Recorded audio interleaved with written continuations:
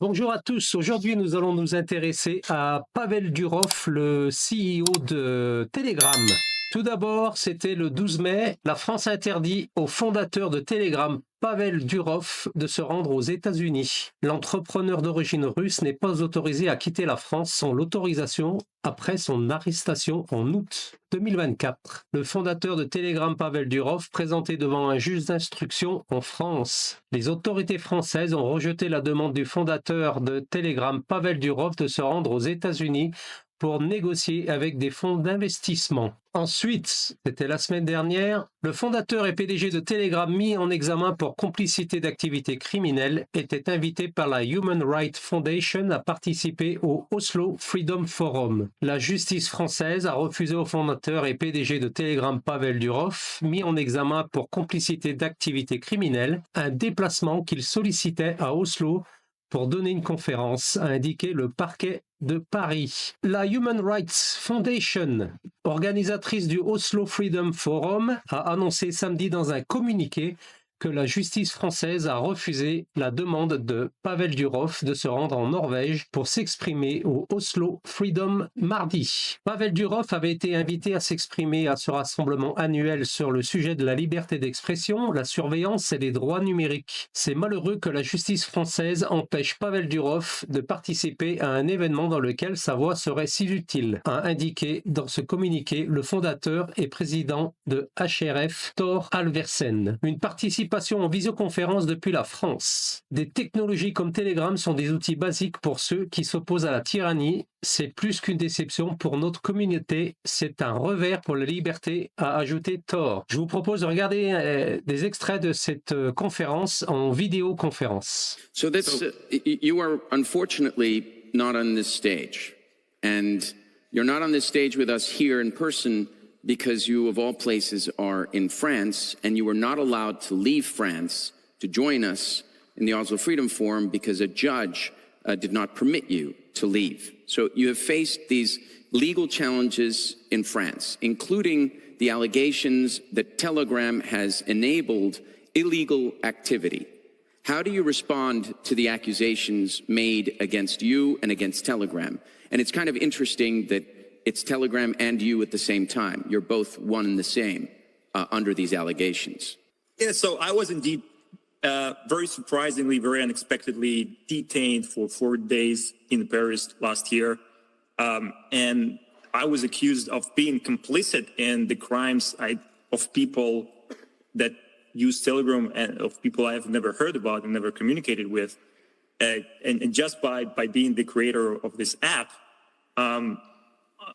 I was accused in all kinds of crimes being perpetrated by our users. And, you know, we have 1 billion users, so we're bound to have statistically some people who use Telegram for nefarious purposes. That was extremely strange. It was unparalleled and unprecedented in the Western world to have a CEO of a large, super popular platform like Telegram being detained.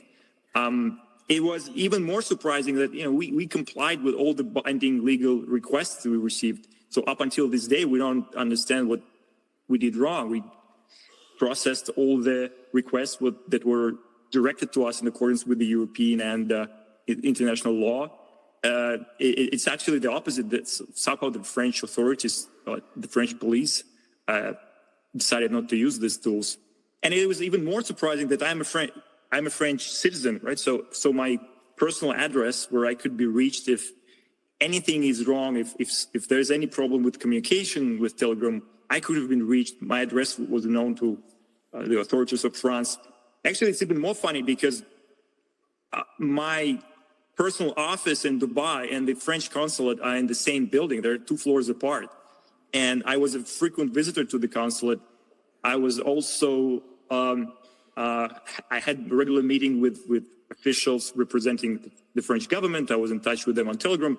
So it was so surprising that despite all these open lines of communication, when everything could have been solved, if there was ever any issue, could have been solved very easily, I was unexpectedly detained in Paris.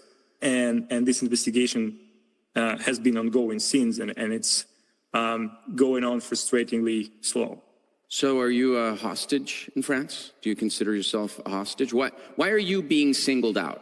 Why are you, who have a billion-person messaging service, are being singled out and say, when Mark Zuckerberg visits France, he's not being singled out? Why you, and are you a hostage?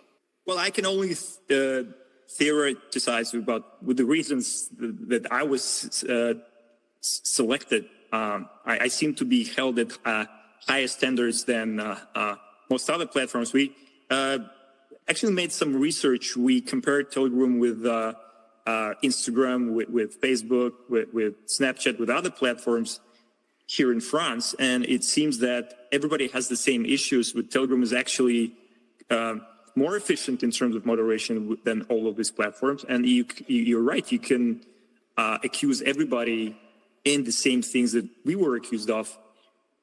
So we're quite puzzled. The reasons, I don't know, maybe it's because we're the only non-US company. We are not protected by this big American government that is very powerful. I'm not quite sure. But does it have something to do, and I must tell you, we at the Oslo Freedom Forum focus exclusively on dictatorships. We're not here to criticize democracies. Is the French intelligence using you and pressuring you in a horribly awful, amoral way to do what they want you to do, and that's why they're holding this case against you? That's sort of, you have alleged that the head of French intelligence came to you and said to you, we want you to turn off certain channels in this Romanian election, and we want you to turn off certain conservative channels. You've alleged that, and the French have come out and said that meeting never happened. Tell us about how democratic France is. Well, it's quite funny because the first officially, the French government first officially denied my claim, and then I provided some more details, and they had to confirm the meetings actually took place, but then they said that these meetings were related to something else. I was indeed, asked by the head of French intelligence, Nicolas Lerner, to do what you described, and interestingly, after the denial came, it turned out that there are other facts confirming what I just said. The same gentleman turned out to be in Romania 2 days before the presidential elections. There was a claim made by the closest ally of President Macron, who said just a week before the elections that they will do everything that they need to do on the ground to make sure the candidate they like gets elected. So I think it was something that it should be clarified.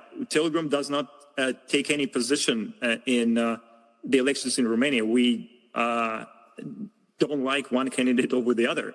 I just think it's very important to be very transparent about what kinds of requests we receive and